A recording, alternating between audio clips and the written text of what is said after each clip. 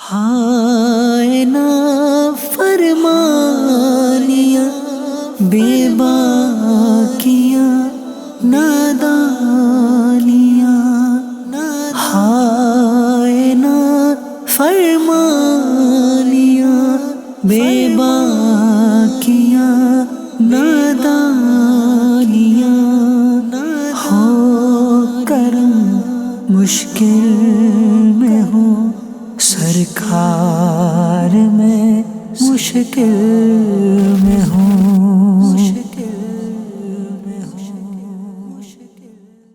الحمدللہ رب العالمین والصلاة والسلام علی سید المرسلین، اما بعد فاعوذ باللہ من الشیطان الرجیم، بسم اللہ الرحمن الرحیم۔ الصلاة والسلام علیک یا رسول اللہ وعلی آلک واصحابک یا حبیب اللہ، الصلاة والسلام علیک یا نبی اللہ وعلی آلک واصحابک یا نور اللہ۔ FGN چینل کے ناظرین، سلسلہ ہمیں بدلنا ہوگا میں آپ سب کا خیر مقدم ہے۔ گزشتہ ایپیسوڈز میں جن ٹاپکس پر ہم نے کلام کیا تھا، باتیں کی تھیں، ڈسکس کیا تھا، تو اس پر کچھ دہرائی کر لیتے ہیں تاکہ ہمیں یاد آ جائے کہ ہم نے کن ٹاپکس پر بات کیا تھا، کیا کیا ذہن ہم نے بنایا تھا، کیا کیا تھاٹس ہم نے اپنے مائنڈ میں کریٹ کی تھی، اور کیا کیا ہم نے سوچا تھا کہ ہمیں اس سوچ کو اس سوچ سے بدلنا ہوگا۔ ہم نے گزشتہ ایپیسوڈز میں یہ سنا تھا کہ ہر خیر اور شر کا مالک اللہ سبحانہ و تعالی ہے۔ جو بھی بندے کو بھلائی پہنچتی ہے وہ اللہ کی طرف سے ہی پہنچتی ہے، اور جو برائی پہنچتی ہے وہ بھی اللہ ہی کی طرف سے ہوتی ہے۔ لیکن علماء کرام فرماتے ہیں کہ بندے کو یہ ذہن بنانا چاہیے کہ اگر مجھے کوئی بھلائی پہنچ رہی ہے تو وہ اللہ کے فضل سے پہنچ رہی ہے، اس کی عنایت سے پہنچ رہی ہے، اس کے کرم سے پہنچ رہی ہے، اور اگر کوئی ایسی بات مجھے پہنچ رہی ہے جس سے میرے قلب کو تکلیف ہو رہی ہے، مجھے اذیت ہو رہی ہے، مجھے ناگواری کی کیفیت مجھ پر طاری ہو رہی ہے، اور میں اس سے ڈسٹرب ہو رہا ہوں، تو اس چیز کو بندے کو اپنی شامت نفس تصور کرنا چاہیے کہ میرے جو گناہ ہیں، اللہ پاک کی جو نافرمانیاں ہیں، اللہ عز و جل اس کے رسول صلی اللہ تعالیٰ علیہ وسلم کے فرامین کو جو میں نے پس ڈال دیا، جو ان پر عمل نہیں کیا، اس کے سبب، اس کی نحوست کے سبب یہ مصیبت مجھ پر آئی ہے، یہ تنگی مجھ پر آئی ہے، یہ پریشانی مجھ پر آئی ہے۔ اور ہم نے کیا ڈسکس کیا تھا؟ اور ہم نے یہ بھی ڈسکس کیا تھا کہ اللہ تبارک و تعالی جو بھی کرتا ہے وہ بہتر فرماتا ہے، اگرچہ وہ ہمیں، ہمارے نفس کو گوارا ہو یا ناگوار گزرے۔ یعنی بعض باتیں ایسی ہوتی ہیں جو ہمارے فیور میں ہوتی ہیں، ہم اس سے خوش ہو رہے ہوتے ہیں، ہمیں اس سے راحت مل رہی ہوتی ہے، لیکن بعض باتیں ایسی ہوتی ہیں جس سے ہمیں اذیت ہو رہی ہوتی ہے، ہماری مرضی کے خلاف ہوتی ہے۔ مثال کے طور پہ کوئی بیمار ہو گیا، تو اگر کوئی بیمار ہو گیا تو ظاہر سی بات ہے کہ اس کو یہ تو ناگوار گزرے گا نا کہ میں بیمار کیوں ہو گیا۔ ظاہر ہے میرے بیمار ہونے سے میرے شب و روز کے معمولات افیکٹڈ ہو جائیں گے، اگر میں روزی پہ جاتا ہوں، جاب کرتا ہوں تو وہ افیکٹڈ ہو جائے گا، اگر میں بزنس کرتا ہوں، بزنس مین ہوں تو وہ متاثر ہو جائے گا۔ اس طرح بہت سارے میرے جو ہے شب و روز کے معمولات ڈسٹرب ہو جائیں گے۔ اگر میں بیمار ہو گیا تو تنگی آ گئی تو میں مالی طور پہ کمزور ہو جاؤں گا، فائنینشلی ویک ہو گیا تو میں اپنے گھر والوں کے حقوق کیسے ادا کروں گا، گھر والوں کی ضروریات کیسے پوری کروں گا، رشتہ داری کے جو معاملات ہیں، لین دین کے معاملات ہیں، گیو اینڈ ٹیک کے جو معاملات ہوتے ہیں وہ سارے کیسے کروں گا۔ جو بیسک ریکوائرمنٹس لائف جینے کے لیے ڈے ٹو ڈے ہوتی ہے، ظاہر سی بات ہے بندہ اس میں متاثر ہو جائے گا اگر اس کو مالی تکلیف آئے گی تو چاہے مالی تکلیف ہو، چاہے جسمانی تکلیف ہو، چاہے ذہنی تکلیف ہو، چاہے روحانی تکلیف ہو، کوئی بھی قسم کی تکلیف اگر بندے کو آ رہی ہے تو بندے کو ذہن یہ بنانا چاہیے کہ یہ تکلیف جو آ رہی ہے وہ میرے گناہوں کی نحوست کے سبب آ رہی ہے۔ تو آئیے مزید اس ٹاپک کو آگے کنٹینیو کرتے ہیں، اور اس تعلق سے کچھ ایسی باتیں ہم سنتے ہیں جن سے انشاءاللہ عز و جل ہمارا یہ ذہن بنے گا کہ اللہ تبارک و تعالی جو کرتا ہے بہتر کرتا ہے، اور اللہ تبارک و تعالی کی حکمت کس کام کے پیچھے کیا ہے ہم بندے ہیں، ہم نہیں جانتے، ہم نہیں سمجھ سکتے، لیکن ہمارا رب العالمین وہ قادر مطلق ہے، وہ احکم الحاکمین ہے، وہ ساری کائنات کا مالک ہے، اس نے سب کو پیدا فرمایا ہے، وہ سب کے معاملات بہتر جانتا ہے کہ کب اور کہاں اور کیسے کس کے لیے کیا چیز بہتر ہے۔ تو بندہ صرف اپنی محدود عقل کے مطابق گمان کرتا ہے، پلاننگ کرتا ہے، سوچتا ہے، لیکن رب ذوالجلال کی قدرت جو ہے وہ یقیناً ہماری عقل سے بالا تر ہے۔ ہماری عقل اس کا ادراک کر ہی نہیں سکتی، ہماری عقل اس کو سمجھ ہی نہیں سکتی کہ ہمارے رب کی اس میں مشیت کیا ہے، اس کے پیچھے حکمت کیا ہے۔ تو آئیے اسی سے تعلق رکھتے ہوئے کچھ واقعات ہم سنتے ہیں تاکہ ہماری سوچ یہ بننے میں یہ واقعات معاون ثابت ہوں گے، مددگار ثابت ہوں گے، ہم اپنی سوچ کو ڈیولپ کر لیں گے انشاءاللہ کہ اللہ عز و جل جو کرتا ہے بہتر کرتا ہے۔ ہمیں اللہ پاک کی رضا پر راضی رہنا چاہیے اور خوش دلی سے راضی رہنا چاہیے کہ ہمارا رب کریم ہم سے 70 ماہوں سے زیادہ محبت فرماتا ہے۔ جو رب کریم 70 ماہوں سے زیادہ محبت فرماتا ہے وہ اپنے بندے کا بھلا برا کیوں کرے گا؟ وہ بہتر ہی کرتا ہے، وہ بھلا ہی فرماتا ہے، وہ ہمیں عافیت ہی عطا فرماتا ہے، وہ ہماری مدد ہی فرماتا ہے، ہر جگہ وہ ہماری دستگیری فرماتا ہے۔ لیکن ہم چونکہ اب ناشکرے ہیں، چونکہ ہم بے صبرے ہیں۔ جی ہاں، قرآن پاک میں رب کا فرمان ہے جس کا مفہوم ہے انسان اپنے رب کا بڑا ناشکرا ہے۔ واقعی ہم جو ہیں یہ ناشکرے ہیں، بے صبرے ہیں، جو ہم اپنے رب کی مشیت سمجھ نہیں پاتے۔ اچھا، ایک ذہن یہ بھی ہمیں بنانا چاہیے کہ اللہ تبارک و تعالیٰ نے مجھے جس کام کا حکم دیا ہے وہ میرے لیے فائدہ مند ہے، میرے لیے بینیفیشل ہے۔ میں اگر اسے کروں گا تو اس سے مجھے فائدہ ہوگا، اگر میں اس کو چھوڑ دوں گا تو یہ میرے لیے نقصان دہ ہوگا، اس سے مجھے نقصان اٹھانا پڑے گا۔ تو اللہ جو کرتا ہے بہتر کرتا ہے، ہمیں اس کی مشیت سمجھ نہیں آتی۔ ناظرین، ہمیں چاہیے کہ ہم اپنے اللہ پر توکل مضبوط رکھیں، ایمان مضبوط رکھیں، اپنے رب کی رضا پر راضی رہیں، تسلیم و رضا کا پیکر بنے رہیں۔ اسی میں انشاءاللہ ہماری دنیا کی سلامتی بھی ہے، آخرت کی سلامتی بھی ہے۔ اور یاد رکھیے کہ اللہ تعالیٰ نے جس حال میں رکھا ہے نا، اس حال میں ہی رہ کر اپنے رب کا شکر ادا کیا کریں، ہے نا۔ قرآن عظیم میں ہمارے رب کا فرمان ہے جس کا مفہوم ہے کہ اے ایمان والو، دائرہ اسلام میں مکمل طور پر داخل ہو جاؤ اور شیطان کے وسوسوں کی پیروی نہ کرو، بے شک وہ تمہارا کھلا ہوا دشمن ہے۔ تو شیطان ہمارا ازلی دشمن ہے، اور ایسا دشمن ہے کہ وہ کبھی بھی ہمارا بھلا نہیں چاہتا۔ مختلف زاویوں سے وہ ہمیں بہکانے کی کوشش کرتا ہے۔ مثال کے طور پہ غریبی، اگر کوئی غریب ہوتا ہے تو وہ سوچتا ہے کہ بھائی ایسا کیا کروں یار کہ میں راتوں رات جو ہے نا لکھ پتی بن جاؤں، شارٹ کٹ میں کروڑ پتی بن جاؤں، شارٹ کٹ میں ارب پتی بن جاؤں۔ ایسا کیا کروں میں؟ ایسا کوئی تو ایسا ذریعہ مل جائے۔ وہ ایک کہاوت مشہور ہے نا، 56 کروڑ کی سوائی چوتھائی مل جائے، سوائی مل جائے۔ تو اس طرح یہ کہاوتیں مشہور ہے۔ تو یہ اس لیے کہی جاتی ہے کہ بھائی وہ ایک ہرس ہوتی ہے، لالچ ہوتی ہے کہ بھائی یہ مجھے مل جائے کسی طرح اور میں جو ہے وہ مالا مال دنیا کا ہو جاؤں، آدمی سب سے جو ہے بڑا کروڑ پتی، ارب پتی، اور جو ہے سب سے بڑا امیر کبیر انسان بن جاؤں، اور دنیا میں جو ہے مجھے کسی قسم کی جو ہے تکلیف نہ ہو، آزمائش نہ ہو، میں یوں خواہش کروں اور وہ چیز میرے سامنے آ جائے۔ تو اس کے لیے مختلف قسم کے حیلے، بہانے، مختلف قسم کے راستے بندہ اختیار کرتا ہے۔ تو اس میں سے کیا ہوتا ہے؟ بندہ یہ بھی کرتا ہے کہ بھائی کسی عامل کے پاس چلے جاؤں اور ان سے کوئی نہ کوئی ایسا وظیفہ، کوئی ایسی بات، کوئی ایسی دعا یا تعویذ لے لوں کہ جس سے جو ہے جن میرے قبضے میں آ جائے، اور جن جب قبضے میں آ جائے گا تو میں اس سے خوب کام لوں گا اور اس کے ذریعے جو ہے میں راتوں رات مالا مال بن جاؤں گا۔ ایسی سوچ ہوتی ہے، حالانکہ ایسی سوچ رکھنا نہیں چاہیے نا۔ اگر ایسا ہی ہوتا تو کیا دنیا میں کئی لوگ اس طرح کر کے کروڑ پتی نہیں بن گئے ہوتے؟ لیکن یہ ممکن نہیں ہے، اور ہر کام میں اللہ کی مشیت کار فرما ہوتی ہے۔ ضروری نہیں ہے کہ جو ہم نے سوچا ہے وہ ہو ہی جائے۔ پیارے ناظرین، ہمیں چاہیے کہ ہم اللہ تعالیٰ کی مشیت پر نظر رکھیں۔ اب وہ رانگ وے پر بعض لوگ جاتے ہیں تو اس میں کیا ہوتا ہے؟ شارٹ کٹ میں دولت مند بننے کے لیے جب جاتے ہیں تو کیا ہوتا ہے؟ مختلف قسم کے لوگ کام میں لگ جاتے ہیں، نعوذ باللہ، کوئی اسمگلر بن جاتا ہے، کوئی گینگسٹر بن جاتا ہے، کوئی عجیب جو ہے گروپ جوائن کر لیتا ہے، کوئی نشے کو جو ہے فروخت کرنے کے والوں کے ساتھ مل جاتا ہے۔ معاذ اللہ، اس طرح وہ اپنی دنیا بھی تباہ کرتے ہیں، اپنی آخرت بھی برباد کرتے ہیں۔ ایک شخص جو تھا اسی طرح اس کو بھی شیطان نے وسوسہ دیا اور اس نے سوچا کہ چلو جن کو قبضے میں کیا جائے اور کچھ جو اس سے کام لے کر دنیا میں آگے بڑھا جائے۔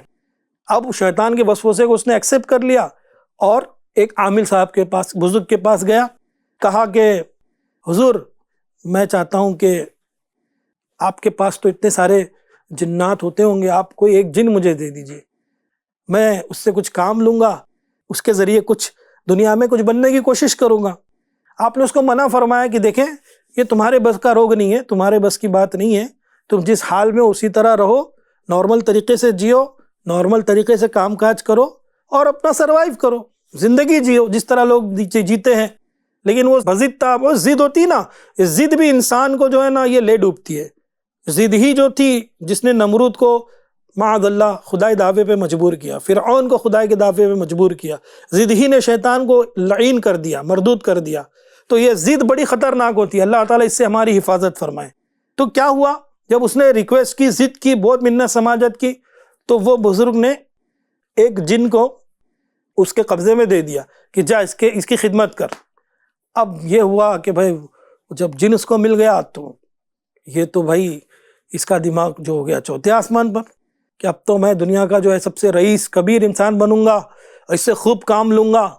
اب اس کو وہ جو کام بولے، وہ جن جو تھا، کیونکہ جن کو انسان کی بنسبت کئی گنا زیادہ قوت طاقت اللہ نے عطا فرمائی ہے، تو وہ جن اس کا ہر حکم مان لیتا، جیسے وہ کوئی آرڈر دیتا وہ پورا کر دیتا، جیسے دوسرا آرڈر دیتا وہ پورا کر دیتا، تیسرا کام بولتا وہ پورا کر دیتا۔ اب یہ شخص جو تھا یہ بڑا حیران ہوا، یار اس کو جو بھی کام دیتا ہوں یہ پورا کر کے پھر کھڑا ہو جاتا ہے، کیا حکم ہے میرے لیے بتائیے۔ تو اس نے کہا کہ ابھی فی الحال کوئی حکم نہیں ہے، فی الحال کوئی حکم نہیں ہے، جب ہوگا تو میں بتا دوں گا۔ تو جن نے کہا حکم تو آپ کو دینا ہی پڑے گا، تو حکم آپ کو دینا ہی پڑے گا، اگر آپ نے حکم نہ دیا تو میں آپ کو قتل کر دوں گا۔ اللہ اکبر۔ اب جب جان پر بنی تو یہ شخص بڑا حیران ہوا، یار یہ کیا ماجرا ہے، میں اگر کام نہیں دوں گا تو کیا مجھے قتل کر دے گا؟ تو اب یہ بڑا پریشان ہوا اور گھبراہٹ کے عالم میں یہ وہاں سے بھاگا، اور بھاگتے بھاگتے بھاگتے بھاگتے اسی بزرگ کے پاس گیا جن کو طلب کیا تھا۔ بزرگ کی بارگاہ میں گیا، ہاتھ جوڑا، حضور کرم کر دیجئے، بچا لیجئے، بڑی مصیبت میں ہوں۔ آپ نے پوچھا کیا ہو گیا؟ تو اس نے کہا حضور ایسا ایسا ہے۔ آپ نے فرمایا میں نے تجھے پہلے ہی کہا تھا یہ تیرے بس کا روگ نہیں ہے، مت لے اسے ہاتھ میں، مت ضد کر اس کی، لیکن تو نہیں مانا۔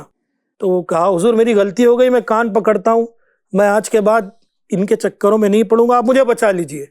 لہٰذا وہ بزرگ نے فرمایا کہ ٹھیک ہے، جاؤ ایک چھرا لے کر جاؤ اور کتے کی دم کاٹ کر لاؤ۔ جب کتے کی دم کاٹ کر اس نے بزرگ کو دیا تو بزرگ نے فرمایا کہ اس جن کو جب یہ کام کے لیے تمہارے پاس آئے نا تو اس کو کہنا کہ ہاں تمہارے لیے یہ کام ہے کہ اس دم کو سیدھا کر دو۔ وہ جن آیا اور اس نے اس کو کتے کی دم سیدھا کرنے کا کام دیا، تو کہاوت مشہور ہے نا، کتے کی دم یہ تو ٹیڑھی کی ٹیڑھی رہے گی، کتنے برس بھی اس کو جو ہے اگر نلی میں ڈال کے رکھا جائے تو بھی وہ ٹیڑھی ہی رہتی ہے۔ جن کو اس نے لگایا تو جن جو ہے بڑی کوشش کے باوجود اس دم کو سیدھی نہیں کر سکا، اور جن نے اپنی ہار مان لی اور کہا کہ تو جیت گیا میں ہار گیا، اب مجھے چھوڑ دے، میرا پیچھا چھوڑ اور مجھے آزاد کر، نہ میں تیرے پاس آؤں گا نہ تو میرے پاس آنا۔ تب اس جن سے اس شخص کا چھٹکارا ہوا۔ تو ناظرین یہ حکایت بتانے کا مقصد یہ ہے کہ نارمل لائف جیے نا، نارمل لائف گزارے نا، کیوں ہم شارٹ کٹ کے پیچھے جاتے ہیں اور اپنے لیے آزمائش مول لیتے ہیں؟ ہمیں پتہ بھی نہیں چلتا بیک گراؤنڈ میں سیناریو کیا کیا ہے، اس کے پیچھے کیا کیا مصیبتیں چھپی ہوئی ہیں، وہ ہمیں پتہ نہیں چلتا، لیکن جب سامنے آتی ہے تب ہمیں پتہ چلتا ہے۔ مثال کے طور پہ جب ہم چھوٹے ہوتے ہیں، ماں باپ بولتے ہیں بیٹا فلاں جگہ مت جاؤ، اب بچے کا مائنڈ چھوٹا ہوتا ہے، وہ نہیں سمجھ پاتا، اس کو تو انجوائمنٹ چاہیے، انٹرٹینمنٹ چاہیے، اور وہ سمجھتا ہے کہ مجھے کھلونا نہ دلا کے، مجھے اس جگہ کھیلنے کے لیے نہ بھیج کر میرے ماں باپ میرے ساتھ ظلم کر رہے ہیں۔ لیکن وہی بچہ جب بڑا ہوتا ہے تب اس کو سمجھ میں آتا ہے کہ نہیں، میرے ماں باپ جو منع کرتے تھے اس کی وجہ کیا تھی، وہاں جانے سے یہ نقصانات تھے اس لیے منع کرتے تھے، جو چیز میں مانگتا تھا اس میں یہ نقصانات تھے اس لیے میرے ماں باپ نہیں دے رہے تھے۔ مثال کے طور پہ بچہ اگر بولے گا ماں سے کہ مجھے چھری کھیلنے کے لیے امی دے دو، تو کیا والدہ چھری دے دیں گی؟ چھری کی چمک دمک دیکھ کر، چھری کی کٹنگ دیکھ کر، چھری کا شیپ دیکھ کر اگر بچہ مانگے گا سونے کی اگر چھری ہوئی یا چاندی کی چھری ہوئی، بچہ بولے مجھے ماں دے دو کھیلنے کے لیے، تو کیا ماں بچے کے ہاتھ میں دیں گی؟ نہیں دے گی۔ آنکھ کو چمکتا دیکھ کے اگر بچہ بولے گا اماں آنکھ کا کوئلہ مجھے دے دو، تو کیا اس کی والدہ وہ آنکھ کا کوئلہ اس کو دے دے گی؟ نہیں دے گی، یقیناً نہیں دے گی، کیونکہ بچہ اس کے نقصانات سے واقف نہیں ہے۔ بچہ اس کو اپنی عقل کے مطابق سمجھ رہا ہے کہ یہ کھیلنے کی چیز ہے، لیکن اس سے کتنے نقصان ہیں وہ رب بہتر جانتا ہے۔ ایک اور مثال لے لیجئے، آپ کے گھر میں اللہ نہ کرے اللہ عافیت کا معاملہ فرمائے، ہمارے معاشرے میں شوگر کے مریض ہوتے ہیں، ڈائبٹیز کے مریض ہوتے ہیں نا، اگر ڈائبٹیز کا مریض اپنے گھر میں گھر والوں سے مٹھائی کا مطالبہ کرے کہ بھائی مٹھائی دو، پیڑا دو، تو گھر والے اس کو دیں گے مٹھائی؟ نہیں دیں گے نا۔ کیوں نہیں دیں گے؟ اس لیے نہیں دیں گے کہ اگر اس کو مٹھائی دیں گے تو وہ اس کے لیے مضر ہے، نقصان دہ، اس کی تکلیف بڑھنے کا سبب بنے گی۔ اب آپ کو اگر یہ کہے نہیں بھائی مٹھائی تو دینا چاہیے ان کو، یہ ظلم کر رہے نہیں دے کر، تو جو ایسا کہ اس کو اپنی عقل کا علاج کرانا چاہیے کہ بھائی جو چیز اس کے حق میں نقصان دے وہ کیسے ملے گی۔ تو ہم جس چیز کو اپنے لیے بہتر سمجھ رہے ہیں ضروری نہیں ہے کہ وہ ہمارے حق میں بہتر ہو سکتا ہے اس کے پیچھے بہت نقصانات چھپے ہوں جو ہمیں نظر نہیں آ رہے، لیکن ہمارا رب قادر مطلق ہے، عالم الغیب والشہادہ ہے، وہ اگلا بھی جانتا ہے، وہ پچھلا بھی جانتا ہے، وہ اول بھی جانتا ہے، وہ آخر بھی جانتا ہے، وہ سب جانتا ہے کہ میرے بندے کے حق میں کب کہاں اور کیا بہتر ہے۔ اس لیے اپنے رب کریم کی رضا پر ہمیں راضی رہنا چاہیے، اور کبھی بھی اللہ کی مشیت کے معاملے میں اپنی عقل کے گھوڑے نہیں دوڑانے ہیں۔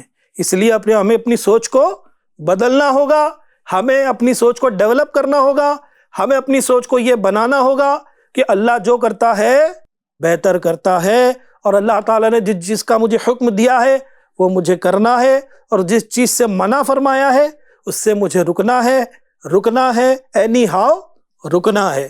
اللہ تبارک و تعالیٰ ہم سب کو ان تمام باتوں پر عمل کرنے کی توفیق رفیق عطا فرمائے۔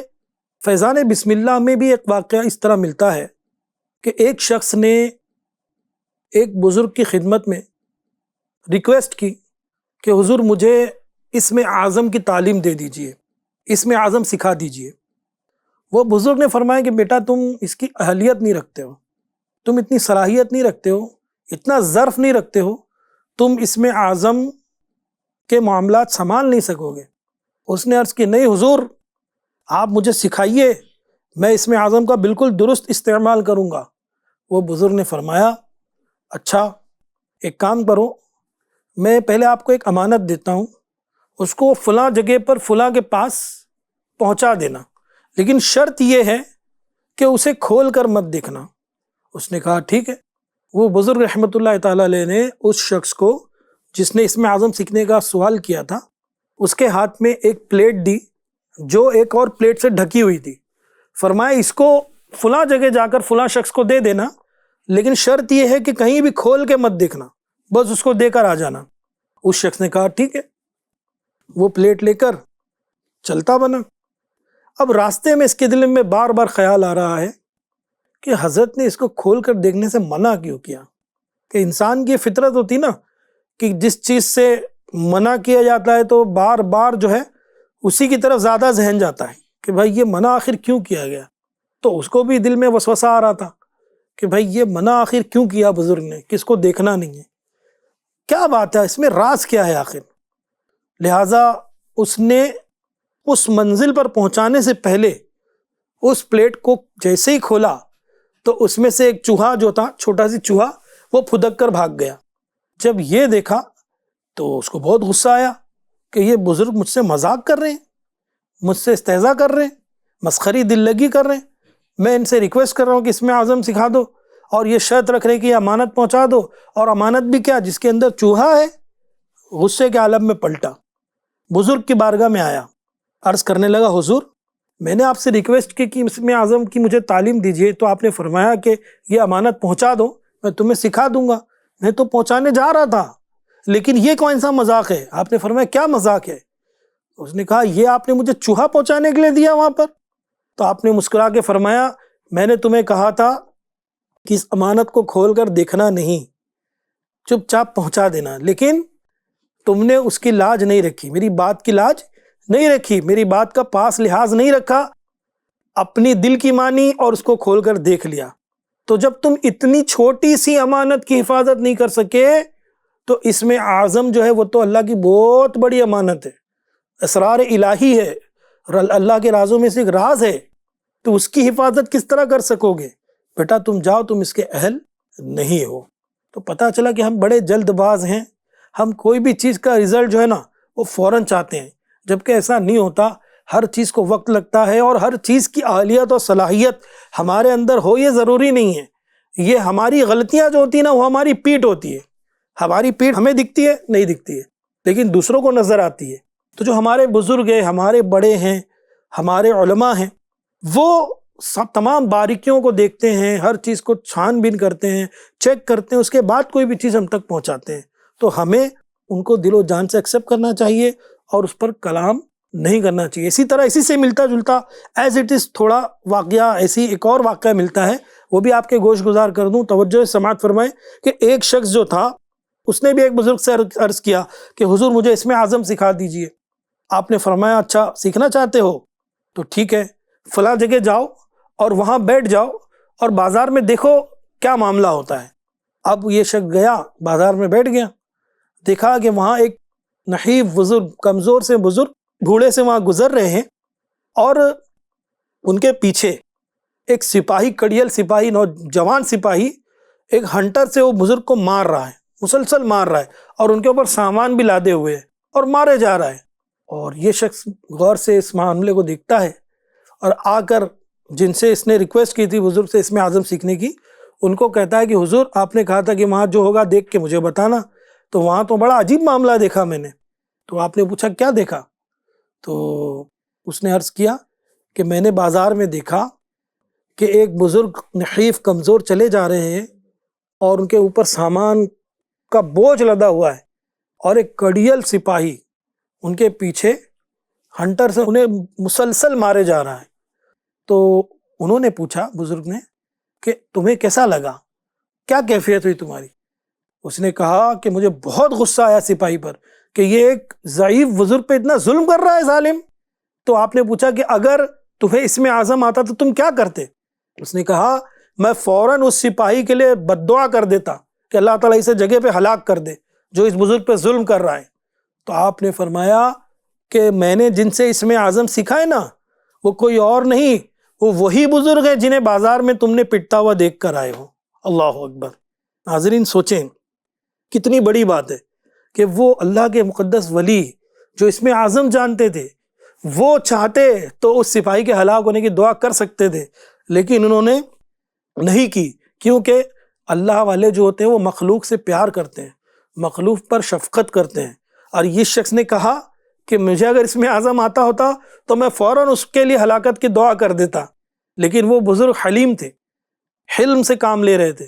انہوں نے کہا نہیں، میں نے جن سے اسم اعظم سیکھا وہ بزرگ مار کھا رہے بازار میں، کیا وہ اپنے لیے دعا نہیں کر سکتے تھے؟ کیا اس شخص کے لیے وہ بد دعا نہیں کر سکتے تھے؟ لیکن انہوں نے نہیں کیا۔ تو اس لیے بیٹا تم اس کی اہلیت نہیں رکھتے ہو، اس لیے اس کی ضد مت کرو۔ اللہ تعالی ہم سب کو بیجا ضد کرنے سے محفوظ فرمائے، اور جس حال میں رب العالمین نے ہمیں رکھا ہے اس میں تسلیم و رضا کا پیکر بن کے رہنے کی اللہ ہمیں توفیق عطا فرمائے، اور ہماری سوچ اللہ کرے اسی طرح رہے کہ امیر اہل سنت عرض کرتے ہیں اللہ کی بارگاہ میں کہ میرا ہر عمل بس تیرے واسطے ہو، کر اخلاص ایسا عطا یا الہی، بنا دے مجھے نیک نیکوں کا صدقہ، گناہوں سے مجھ کو بچا یا الہی۔ اللہ پاک اپنے حبیب کے صدقے میں ہم سب کی دعاؤں پر رحمت کی نظر فرمائے اور ہمیں مدنی سوچ عطا فرمائے۔ انشاءاللہ اپنا مدنی مقصد مت بھولیے گا، مجھے اپنی اور ساری دنیا کے لوگوں کی اصلاح کی کوشش کرنی ہے۔ انشاءاللہ عز و جل اگلے ایپیسوڈ میں پھر کوئی نئے ٹاپک کے ساتھ انشاءاللہ آپ کی خدمت میں حاضری دیں گے۔ جب تک خوش رہیں، آباد رہیں، نماز کی پابندی کرتے رہیں، FGN چینل دیکھتے رہیں۔ جزاک اللہ خیر۔ السلام علیکم ورحمۃ اللہ وبرکاتہ۔ ہائے نا فرمانیاں بے باکیاں نادانیاں، ہائے نا فرمانیاں بے باکیاں نادانیاں، ہو کرم مشکل کار میں مشکل